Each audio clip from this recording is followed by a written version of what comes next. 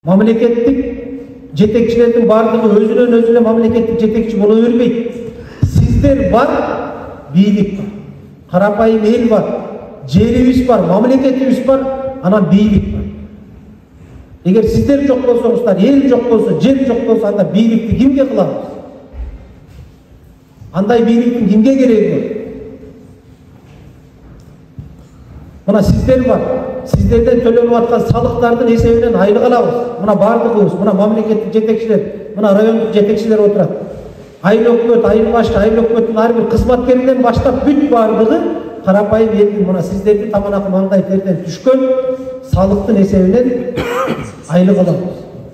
Урматтуу мекендештер, сиз Москвада иштеп, кирди чыкты кызматына муктаж болсоңуз, биздин кызматтан пайдаланыңыз. Биздин компания эң акыркы үлгүдөгү унаалар менен камсыздалган. Салондо акысыз Wi-Fi бар, жана документтер жагынан жардам беребиз. Бизде көп жылдык тажрыйбасы бар айдоочулар иштейт. Байланыш үчүн номерлерибиз +7 926 725 38 85 +7 999 997 46 76. Biz sizler için işlep bile turgan kızmatkeriz.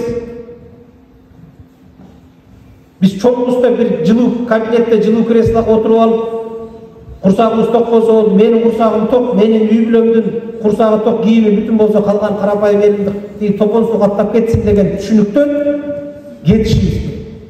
Biz sizlerге кызмат кыла турган адамдар. Чоңмун деп чочоюп отырып алып, мен чоңмун бар, билгенимди кыл деп атаңа бар, энеңе бар дегендей жанагындай карапайым адамдарга мамиле болмош керек. Ушул Кыргызстанды өнүктүрүүгө кадам таштап, ар ким өз аракет кыла турган болсок, пенде катары. Бу дагы сиздердин колуңуздардагы маселе. Карапайым элдин көз каранды, бардык нерсе мына сиздерден, карапайым элден, аксакалдардан, апалардан, жаштардан көз каранды. Жок, жаман жетпейт дей берсек, эч убакта жетпейбиз. Бардыгыбыз жаман боло беребиз. Мына мээнет кылып, эмгек кылып, ар ким өз иш кылгандын ордуна бардыгыбыз билебиз да. Бошпуз, көрүнгөн бурч-бурчта отуруп алып, Америкадагы Обамадан баштайбыз, ортодо Путинге токтойбуз, аяк айланып келип, биякта Атамбаев менен бүтөт ушактарыбыз. Көчө-көчөлөрдө турабыз, тиги жаман, бул жаман, ал антип койду, Эшматтын кызы минтиптир, Ташматтын баласы минтиптир деп, каяктагы бир керексиз нерселерди сүйлөйбүз, керексиз нерселерди айтабыз, бири-бирибиздин казаныбызга аштап бербейбиз, отуруп алып, жаманда отурабыз. Ошол нерселердин бардыгынан кайтышыбыз керек. Иштейли, мээнет кылалы, Кудай Таала мүмкүнчүлүк берип атабы, тынчтык берип атабы, ден соолук берип атабы, ар кимибиз өзүбүздүн колдон келген ишти жасайбыз. Ошентсек өнүгөбүз, ошентсек жылабыз. Ошентсек жакшы иштер болот, Кудай кааласа. Үмүтсүз жалгыз шайтан дейт. Бардыгыбыз пендебиз, бардыгыбыз үмүт менен жашайбыз. Үмүтүбүздү оңдойлу, ниетти оңдойлу мына жүрөктө. Мына намазда да айтылат. Ниетиң болбосо 5 убак эмес 500 маал намаз окусаң дагы намазың турбайт. Намазың оңолбойт деп мына аталар жакшы билесиз. Ниет эң негизги намазга кылган ниетиң оңолбосо башка эч нерсе оңолбойт. Ошон үчүн ниетти оңоп, пейилди оңоп, жакшы жашоого аракет кылат. Бизге сырттан келип Кыргызстаныбызды эч ким оңдоп бербейт турган. Мына ушу Нурабад айыл өкмөтүн эле алалы. Нурабад айыл өкмөтүн башка жактан келип эч ким оңдоп бербейт.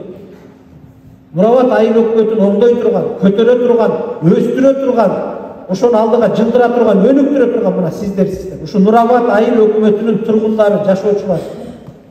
Айыл өкмөттүн жашоосу сиздерден көз каранды. Эгер сиздер колдобосоңуздар, сиздер бир демилге көтөрүп чыкпасаңыздар, сиздер аракет кылып жашоого активдүү карап кошулбасаңыздар бүгүнкү жашоого айыл өкмөттүн, акимдин, губернатордун, башкалардын колунан эч нерсе келбейт.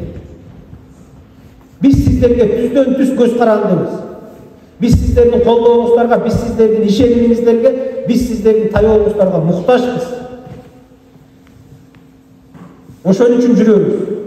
Кызмат кылалы, өнүктүрөлү, өстүрөлү, жылалы алдыга деп мына бир жума болду, губернатор бир жагынан, биз бир жагынан кыдырып, эл менен жолугушууларды өткөрүп атабыз. Мына азыр жазгы талаа жумуштары башталып атат. Негизги элдин көйгөйү мына ушу жазгы талаа иштери кандай болот, кантебиз деген маселе. Жаздын баягы күздүн камын жазда көрдү. Жаздын бир күнү жылга тети. Бүгүн кечиксек, бүгүн ишибизди кылбасак, дыйканыбыз дыйканчылыгыбызды кылбасак, мугалим мугалимдигин кылбаса, дарыгер дарыгерлигин кылбаса, баарыбыз эле саясатчы болуп көчөгө чыгып алып бири-бирибизди жамандап эле ушу саясат менен алып уруша берсек, биздин курсагыбызды эч ким алып келип тойгузуп бербейт. Башка чет мамлекеттер үчүн биз Кыргызстан тизе бүгүп, ошолордун көзүн карап жалдырап, акчага карызга акча сурап отурган мамлекет катары аларга керекпиз. Биз ошентип гана турушубуз керек алардын. А биздин тикебизден тике туруп, ушу тизелеп отурбай тике туруп, жакшы жашоо өткөрүшүбүздүн бүт бардыгы айланып келгенде өзүбүздөн көз каранды. Бизге башка эч ким келип оңоп бербейт. Сырттан эч кимдин каалоосу жок биздин жашообуздун оңолуп кетиши. Мамлекеттерди тим эле коелу. 6 бир тууган болсоң дагы ар жалгыздык башта бар дейт. Бири-бирибиздин казаныбызга бирибиз эч убакта аш салып бербейбиз дейт. Мамлекетти айыл өкмөттү районду тим эле коелу. Үй бүлөлөрдө эмне бир таң калыштуу окуялар болот. Мына бир жумада бир күндүн ичинде губернаторга 30-40 адам келсе, 30-40 адам келсе, ошонун 25-и 30-у жер талаш менен келет. Жер талаш болгондо дагы бир туугандар, бир карындан, бир жатындан чыккан бир туугандар келип жер талашат. Урушуп атышат, соттошуп атышат. Таң каласың, карлайын Кудайды колду жүрөккө койгондон башка арганы жок. Койгула дейсиң, ушу 2 метр жер, акыры барар жерибиз ушу 2 метр жер. Не мынча жан талашасыңар десең болду. Бир туугандар, бир үй бүлөдө жашагандар бири-бирибизге ынтымакка келбей кырылып атабыз. Айыл өкмөттү тиги райондо областты тим эле коет. Мына жазгы жер айдоого маселесинде 4 маселе келип чыгып атат. Биз ошо жолугушууларда элдин бардыгын айтып атабыз. Биринчиси бул айыл чарба техникасы менен камсыз кылуу, экинчиси күйүүчү май, үчүнчүсү жер себирткич.